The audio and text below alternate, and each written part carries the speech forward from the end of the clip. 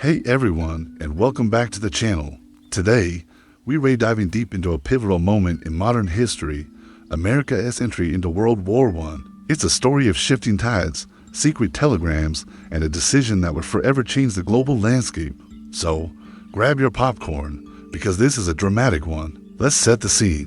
It's 1914. Europe is a powder keg that has just exploded. The assassination of Archduke Franz Ferdinand ignites a chain reaction, pulling nation after nation into a brutal, devastating conflict. On one side, you have the Central Powers, mainly Germany, Austria-Hungary, and the Ottoman Empire. On the other, the Allied powers, led by France, Great Britain, and Russia. But where was the United States in all of this?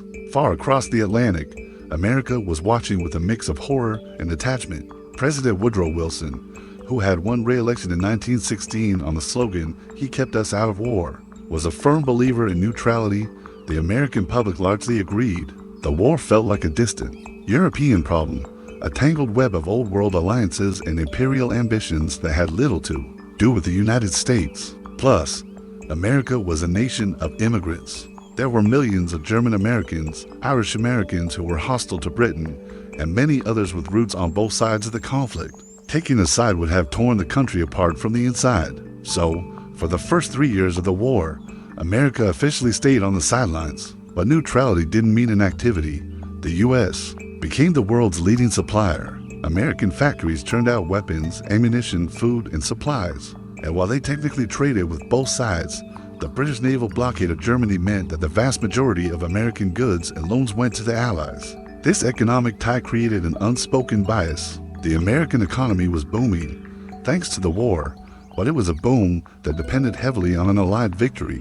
If the Allies lost, they might not be able to pay back the billions of dollars they owed to American banks. This created a powerful undercurrent pulling America closer to the Allied cause, whether they admitted it or not. The real turning point, however, happened on the high seas. Germany, desperate to break the crippling British blockade, unleashed a terrifying new weapon, the U-boat or submarine. They declared the waters around Britain a war zone and began a campaign of unrestricted submarine warfare.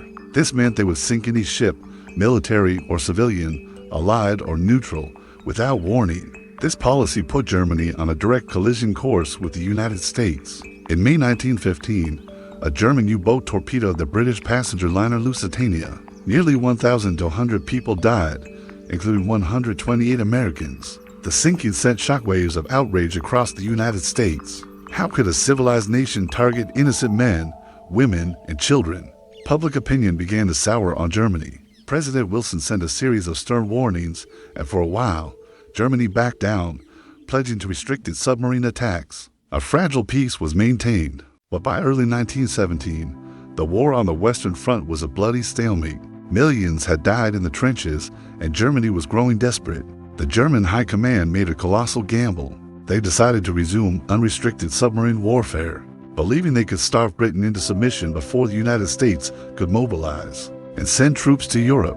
They knew it would likely provoke America into the war, but they were betting that it would be too little, too late. On January 31st, 1917, Germany officially announced its new, aggressive policy. Wilson was stunned. The promise he had made to the American people was crumbling. And then came the final straw. It sounds like something straight out of a spy movie.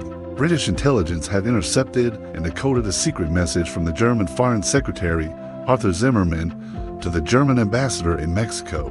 This message, which would become infamous as the Zimmermann telegram, proposed a secret military alliance. If the United States entered the war, Germany would help Mexico reconquer the lost territory in Texas, New Mexico, and Arizona. When this telegram was published in American newspapers on March 1st, the public was absolutely furious. It was one thing to attack ships on the other side of the world, but this was a direct threat to American soil.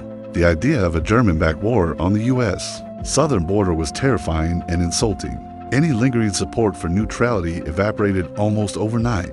The combination of German aggression at sea and this blatant conspiracy on land was too much to ignore. President Wilson had run out of options. His dream of a peaceful, neutral America was no longer possible. He felt that the world's future was at stake. He believed that this war was a struggle between autocratic militaristic empires and the forces of democracy. He framed the conflict not as a fight for territory or revenge, but as a moral crusade. On April 2, 1917, Woodrow Wilson stood before a joint session of Congress and asked for a declaration of war against Germany.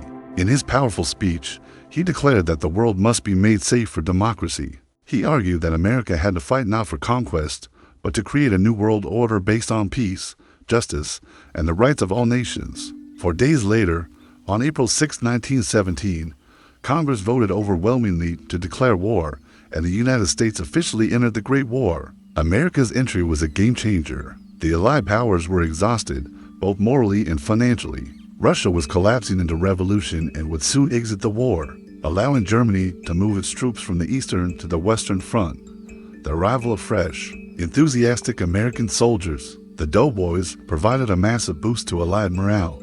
But it took time. The U.S. had a tiny army by European standards and had to build one from scratch through a draft. It wasn't until the spring of 1918 that American forces began arriving in large numbers and making a real difference on the battlefield. But their impact was decisive. They helped stop the final, desperate German spring offensive and played a key role in the Allied counterattacks that would ultimately lead to the armistice in November 1918. So, America's journey into World War I wasn't a single event, but a slow burn. It was a story of a nation trying desperately to stay out, only to be pulled in by economic ties, moral outrage over submarine warfare, and a direct threat to its own security. The decision to enter the war marked the end of American isolationism and the beginning of its role as a major global power, a role it continues to navigate to this day. The echoes of that decision in 1917 are still with us, shaping our world in ways we're still trying to understand. Thanks so much for watching. What do you think was the single biggest reason for the U.S. entering the war? Let me know down in the comments. And if you enjoyed this video and want to learn more about the pivotal moments in history, don't forget to hit that like button and subscribe to the channel. We'll see you in the next one.